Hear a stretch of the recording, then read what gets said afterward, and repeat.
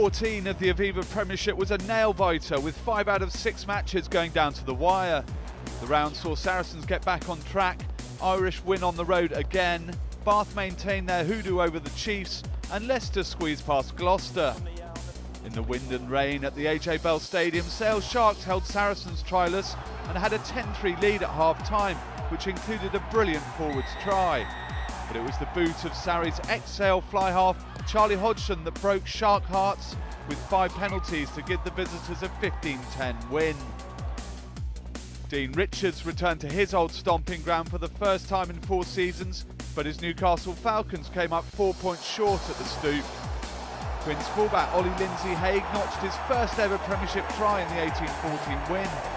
Falcons had led with 5 minutes to go, but 2 Ben Bottica penalties sealed it for the hosts. Down the M4, and London Wasps hosted old foes London Irish at Adams Park. And it was the Exiles that came out on top away from home for the second week in a row.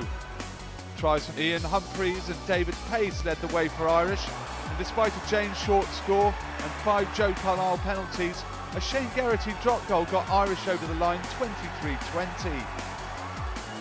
Northampton won their 9th straight Premiership game and marched inexorably on towards a home semi-final after a 30-14 win over Worcester Warriors at Franklin's Gardens. The visitors were in touch at half-time, but a Jonathan Thomas red card was the tipping point, as Warrior-to-be GJ Van Veltzer touched down twice for the Saints. Exeter Chiefs slipped to their 6th defeat in 7 Premiership games with a 23-27 loss to Bath at Sandy Park. 3 breathtaking tries and a peerless kicking performance by George Ford saw the visitors home. A wonderful Ian Whitten try got Chiefs back in touch, but Rob Baxter's side came up short at the death, and the Exeter director of rugby was frustrated that once again his side had got so close. I don't mind mistakes, and I don't mind little errors, because that happens in the game of rugby. That's what sport's all about. But again, we've had moments where we've actually done some things that we haven't. I don't think we've even practiced, let alone talked about doing today. Our effort and our desire to get out and score tries and win the game can't mask everything. This week, and I think against Northampton, it didn't mask it, and we end up losing again a tight game.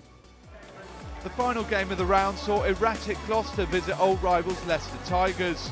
The Cherry and Whites had not won at Welford Road since 2007, and that was not going to change in 2014, as Toby Flood's late penalty handed Tigers the 11-8 win.